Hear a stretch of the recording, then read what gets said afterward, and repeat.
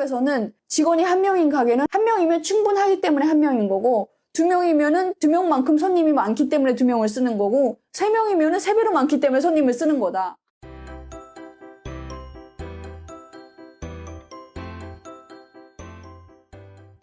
시청자 여러분, 안녕하세요. 나민이입니다. 아주 오랜만에 저 혼자 이렇게 토크하는 영상을 찍게 되었는데요. 처음 시작할 때 이제 제가 이렇게 혼자 찍는 영상으로 시작을 했잖아요. 오랜만에 그때의 느낌을 한번 살려보았습니다. 네, 오늘 제가 이제 이야기 드릴 주제는 얼마 전에 제가 베트남 하노이를 다녀왔어요. 여행보다는 콘텐츠를 찍을 목적으로 갔다 왔거든요. 제가 탈북민들 콘텐츠 제작을 지원하는 어떤 사업에 선정이 되어가지고 2박 3일 정도 영상만 딱 찍기 위해서 다녀왔습니다. 어찌 보면 베트남도 사회주의 국가이고 일찍이 개혁개방의 길에 들어서서 지금 계속 성장해 가고 있는 그런 국가이잖아요. 그래서 그런 모습을 한번 찍어서 북한과 좀 비교해서 찍으면 어떨까라는 생각이 들어가지고 다녀왔는데, 솔직히 말씀드리면 아직도 그 베트남이라든가 사회주의라고 하는 그런 동남아 국가는 좀 무서워요. 왜냐면 북한 때문에 그쪽에 무슨 현지 강도나 마피아 이런 건 전혀 무섭진 않습니다. 북한이 무서워요. 걔네가 어떤 짓을 할지 모르기 때문에 중국 쪽은 아예 가지도 않았었고 앞으로도 안 갈 것 같고, 동남아도 살짝 그런 두려움이 있어서 잘 안 가려고 하는 편이거든요. 그렇지만 또 나름의 사명감을 갖고 다녀왔습니다. 근데 이번에 다녀올 때는 조금 더 다른 느낌이더라고요. 한국에서 한 10년 가까이 살다 보니까 이제 선진국의 어떤 물이 제대로 들었죠. 네. 동남아에 가서 가끔씩 이렇게 동남아에 가서 보면은 그게 보여요. 아, 역시 한국이 선진국은 선진국이로구나, 약간 그런 생각이 들어서 점점 가면서 그런 생각이 더 많이 들더라고요. 그래서 이번에 갔을 때도 확실히 그런 것들이 좀 많이 신기했던 부분이 있고, 그래서 대체 어떤 부분이 저를 그런 생각을 들게 했는지를 한번 이야기해볼까 합니다. 일단은 첫 번째로 교통 자체가, 우리 뭐 베트남 교통하면 다들 잘 아시잖아요. 오토바이와 그 자동차와 행인이 정말 서로 화목하게 그렇게 잘 조화를 이루어서 다니는 그런 교통 잘 아시잖아요.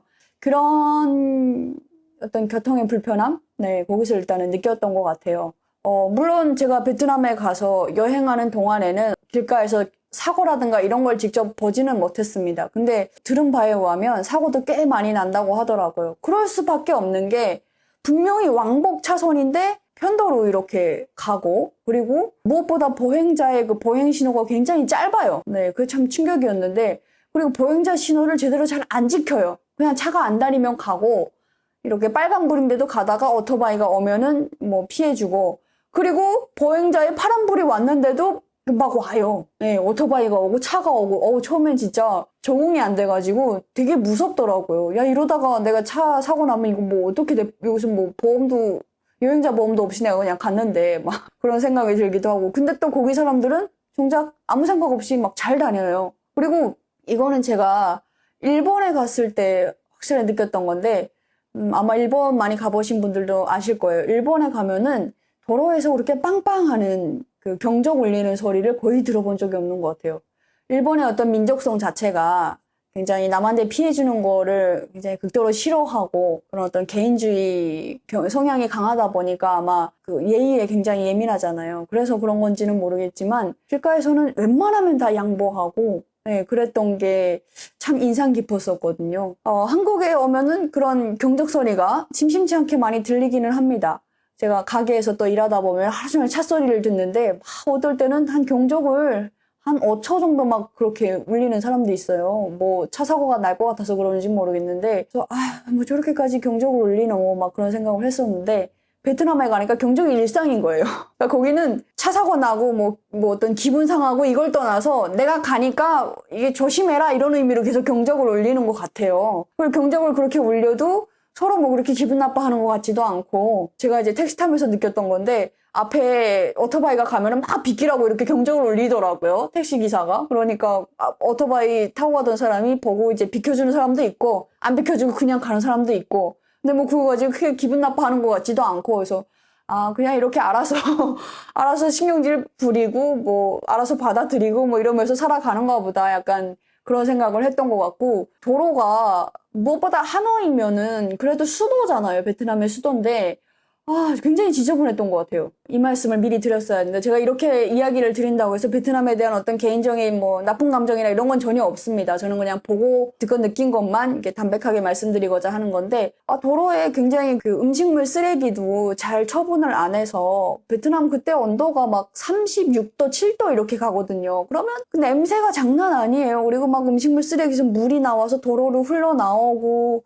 야, 이거는 어떻게 청소를 해야 되지 않나 막 그런 생각을 했었는데 베트남 가서 한 2시간 걸었나? 바로 이제 한국 생각이 났어요. 정말 한국 가고 싶다 막 그런 생각을 많이 했던 것 같아요. 제가 이제 가게에서 일을 하다 보니까 가게에서 나온 쓰레기들을 이제 앞에다가 이렇게 내놓고 하면은 그걸 수거해 가시는 분들도 있고 어떨 때는 날짜에 잘못 맞춰가지고 내일 가져가는 건데 오늘 내놓는 경우도 있고 하면 하루 정도 밖에 쓰레기가 있잖아요. 그러면 지나가는 길에 사람들이 거기다 이렇게 쓰레기를 놓고 가고 막 그런 경우도 있거든요. 그래서 그걸 보면서도 이거 쓰레기가 좀 없었으면 좋겠다 막 그런 생각을 했었는데 베트남 가니까 뭐 거기는 뭐 일상인 것 같아요. 약간 그런 게. 이게 왜 이렇게 도로가 좀 많이 지저분할까? 약간 그런 생각을 다니면서 내내 계속 했던 것 같습니다.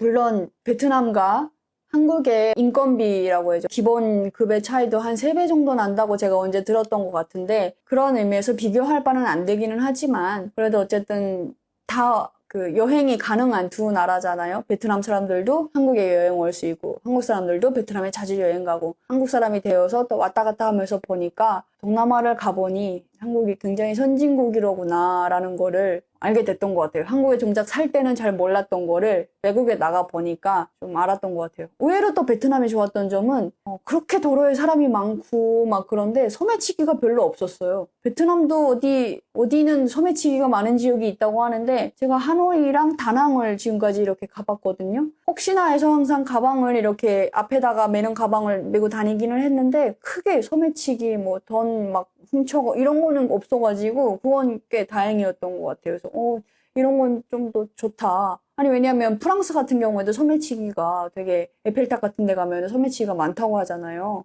근데 그런 의미에서 베트남은 그건 되게 좋았다. 그런 생각이 들었습니다. 그리고 이게 중요한데 베트남은 확실히 인건비가 높지가 않구나 라는 생각이 들었어요. 제가 자영업을 한 1년 정도 하다 보니까 인건비에 되게 예민해졌어요. 민감합니다. 사람 한 명 한 명 쓴다는 게 굉장한 부담이거든요. 경기가 좋아서 뭐 장사가 확 잘 되면 또 모를 텐데 그렇지 않은 다음에는 우리 또 한국에서는 주에 15시간 정도 넘게 그렇게 사람을 고용하게 되면 알바라고 해도 주휴수당을 무조건 지급해 줘야 되잖아요. 그러다 보니까 알바비도 만만치 않게 나가는 건데 베트남에 갔는데요. 젊은 친구들이 굉장히 많이 보였어요. 그리고 이제 식당 같은 데 가면은 서빙하는 친구들, 그 직원들이 되게 많아요.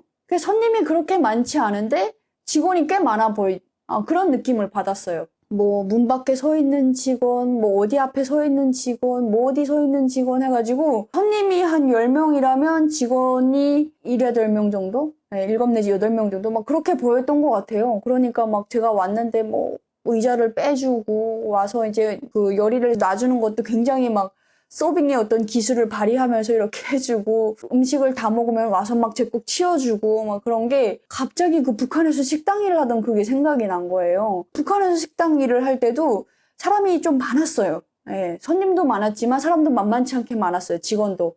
왜냐? 사장 입장에서는 인건비가 전혀 부담이 안 되거든요.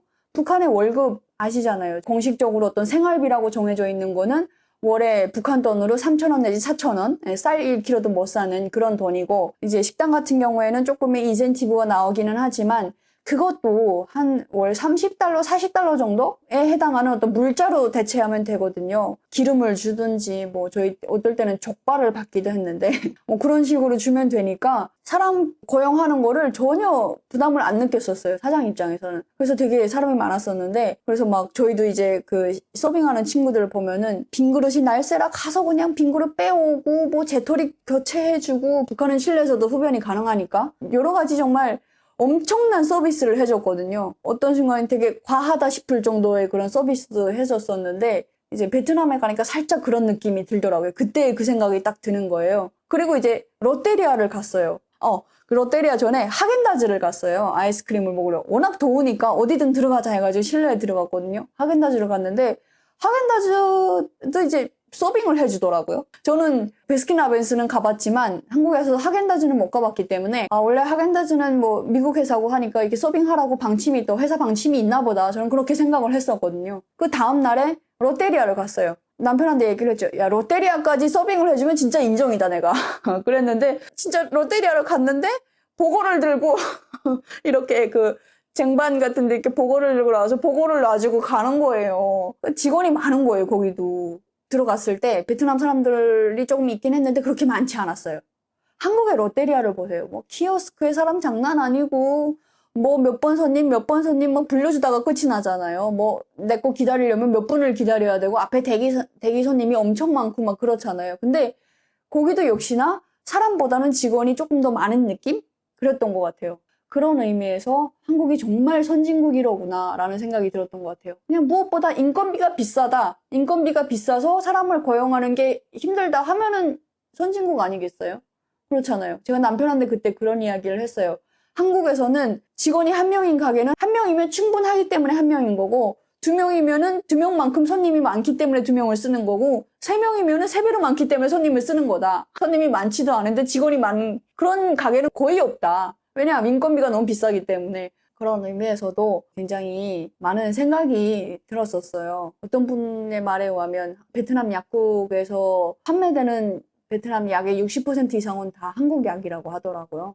그 정도로 한국이 굉장히 베트남에 많은 영향을 끼치고 있구나 라는 생각이 들었습니다. 참 좀 안타까운 그런 생각도 들었어요. 베트남과 한국은 다른 나라잖아요. 그렇지만 한국의 기업, 투자 적극적으로 받아들이고, 왜냐하면 저희가 그때 하노이 갔을 때도 베트남에서 두 번째로 가장 높은 건물이 롯데센터 하노이다. 그래서 저희 마지막 날에는 롯데센터에 가서 이제 하루를 보냈었거든요. 엘리베이터 타고 스카이 라운지인가 거기 올라가가지고 이제 하노이 시내를 바라보기도 하고 뭐 그랬었는데 전혀 다른 국가지만 그리고 또 베트남은 또 사회주의지만 한국의 어떤 그 경제력 그걸 받아들이는 데 있어서 그렇게 서구적이지가 않은 걸로 제가 알고 있는데 그러다 보니까 저렇게 발전하고 있고 실제로 베트남에서도 이제 많은 사람들이 또 한국에 일을 하러 오는 걸로 또 알고 있고 그런데 말이 통하는 북한에서는 김정은만 포기를 하면 북한 주민들은 금방 이렇게 잘 살아갈 수 있지 않을까. 심지어 베트남에서도 이렇게 개혁개방하고서 한국만큼은 아니지만 그래도 먹고 사는 건 다 해결이 되어 있는데